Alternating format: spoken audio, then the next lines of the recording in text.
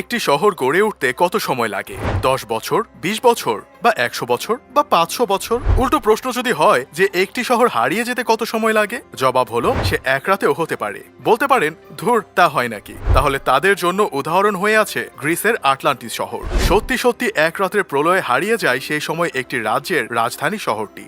যীশু খ্রিস্টের জন্মেরও 360 বছর আগে গ্রিক দার্শনিক প্লেটোর লেখায় শহরটির উল্লেখ আছে, কিন্তু না প্রাচীন যুগ, না মধ্যযুগ, না আধুনিক যুগ সেই শহরের টিকিটিও কেউ খুঁজে পায়নি। বহু অভিযাত্রী, গবেষক আর ইতিহাসবিদের ঘাম পণ্ডশ্রম হয়েছে। প্লেটো লিখেছেন দ্বীপটি খুবই বিস্তীর্ণ, ছিল শক্তিশালী একটি রাজ্যের রাজধানীও। তাদের ছিল একটি সেই সময়ের বিবেচনায় বেশ উন্নত নৌবাহিনী। খ্রিস্টের জন্মের 9600 বছর আগে আগুন ও ভূমিকম্পময় ভয়ানক এক রাতে ধ্বংস হয়ে যায় গোটা দ্বীপটি, পানিতে ডুবেও যায় সেটি। প্লেটোর লিখে যাওয়া সেই শহরের ধ্বংসাবশেষের খোঁজে মানুষের চেষ্টার কমতি নেই। সবশেষ অভিযানটির নেতৃত্বে ছিলেন কানাডীয় সাংবাদিক ও অনুসন্ধানী প্রত্নতত্ত্ববিদ সিমচা জ্যাকোবোভিচি। সঙ্গে ছিলেন চলচ্চিত্র পরিচালক জেমস ক্যামেরন। তারা অনুসন্ধানে ব্যবহার করেন সর্বাধুনিক প্রযুক্তি। সমুদ্রের তলদেশ চষে বেড়ান, স্পেনের উপকূলে জিবাল্টার প্রণালীতে 6টি ব্রোঞ্জ যুগের পাথর নির্মিত নোঙরও খুঁজে পান, কিন্তু আটলান্টিসের চিহ্ন মেলেনি। নোঙরগুলো প্রায় 4000 বছর পুরনো সভ্যতার নিদর্শন, কিন্তু প্লেটোর বর্ণনা অনুযায়ী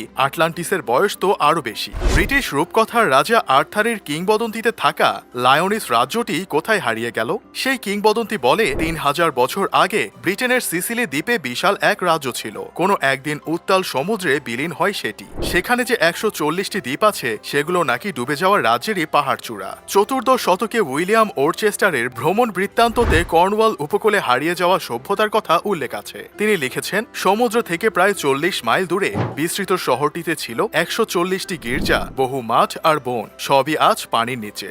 রাজা আর্থারের কিংবদন্তিতে শহরটিকে বিখ্যাত বীর তিস্তানের বাসস্থান হিসেবে উল্লেখ করা হয়েছে। বলা হয় যে রাজা আর্থারের সময়ই ধ্বংস হয় লায়নিস। আটলান্টিসের মতো লায়নিস খুঁজে বের করার সব চেষ্টাও জলে গেছে।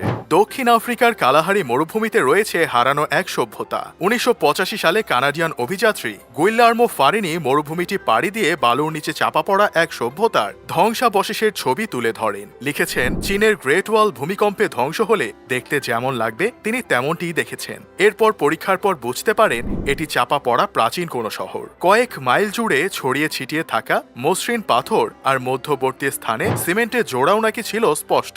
এরপর 20 শতক জুড়ে ডজন খানিক অভিযাত্রী কালাহারির সেই শহর খুঁজে বের করতে ব্যর্থ হন। তবে 2016 সালে আমেরিকান অভিযাত্রী জোস গেটসের নেতৃত্বে এরিয়াল স্ক্যানার ও রাডার ব্যবহার করে আসে সাফল্য। তারা এক মরুদ্যানের পাশে মানুষের তৈরি কিছু ধ্বংসাবশেষ খুঁজে পায়। সেগুলোই হয়তো ফারিনির উল্লেখ করা হারিয়ে যাওয়া শহরের অংশ।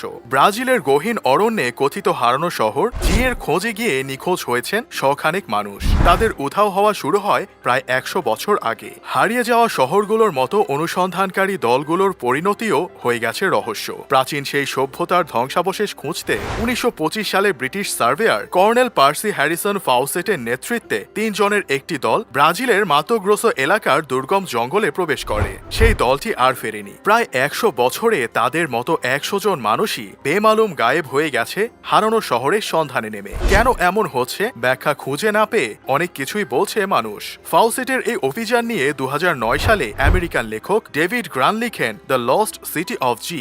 সে বই নিয়ে হয়েছে সিনেমাও। ধারণা করা হয় একসময় এখানে 50,000-এরও বেশি মানুষের বসবাস ছিল। সেটি কেন, কিভাবে ধ্বংস হলো তা জানার চেষ্টাতেই এত কিছু। যুগ যুগ ধরে মানুষ খোঁজ করছে কথিত স্বর্ণনগরী এলডোরাডো। ষোড়শ শতকে ইউরোপীয়রা মেতেছিল গুপ্তধন খোঁজার নেশায়। সেই সময় বাঘা বাঘা সব দখলদার ও অভিযাত্রীদের দক্ষিণ আমেরিকায় পাঠিয়েছিল স্পেন। তখন গুজব ছিল আদ্রিজ পর্বতচূড়ায় এমন এক শহর আছে যেখানে স্বর্ণের কোনো অভাব নেই, যেখানকার রাজা সোনার গুড়ায় ঢেকে রাখেন নিজের দেহ।